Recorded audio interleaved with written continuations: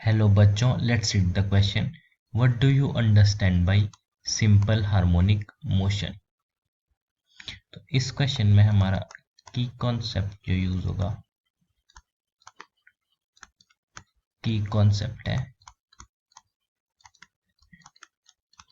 Definition of simple harmonic motion. तो simple harmonic motion को define करते हैं। तो जो फर्स्ट पॉइंट होता है वो है it is a periodic motion.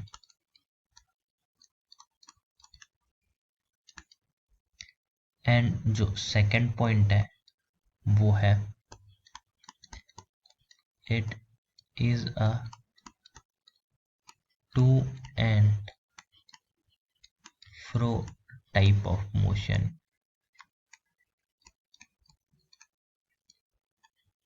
around a mean position।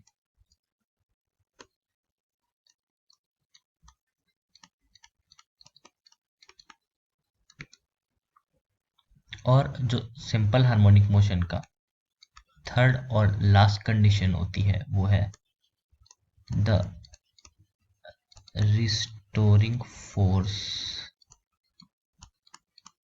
Is directly proportional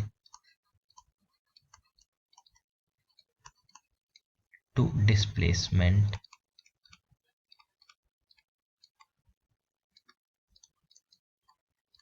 and direction of restoring force is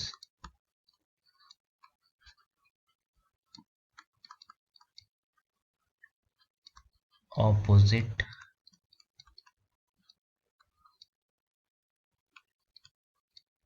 to that of displacement।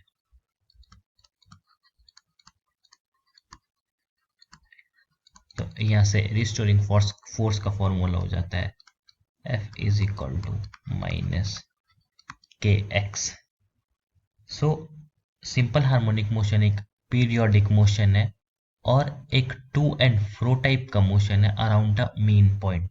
तो किसी मीन पॉइंट के अराउंड कोई पार्टिकल या फिर कोई body to and fro type का motion करता है तो वो क्या होता है, सिंपल हार्मोनिक मोशन। और सिंपल हार्मोनिक मोशन में जो रिस्टोरिंग फोर्स होता है वो डायरेक्टली प्रोपोर्शनल होता है डिस्प्लेसमेंट के, और जो रिस्टोरिंग फोर्स की डायरेक्शन होती है वो डिस्प्लेसमेंट की डायरेक्शन के अपोजिट होती है। कुछ एग्जांपल्स देख लेते हैं सिंपल हार्मोनिक मोशन। एग्जांपल्स,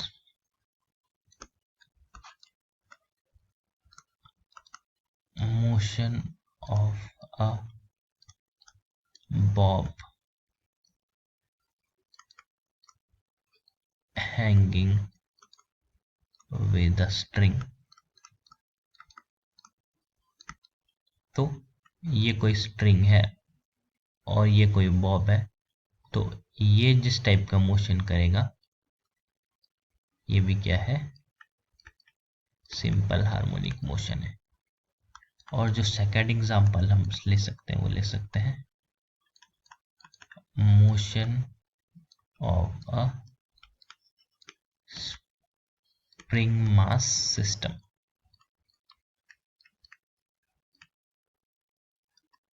तो सपोज ये स्ट्रिंग है और इससे कोई मास अटैच्ड है, तो जैसे ही हम इस मास को इसकी मीन पोजीशन से डिस्प्लेस कर देते हैं तो इसमें भी क्या होता है, एक टू एंड फ्रो टाइप का मोशन होता है।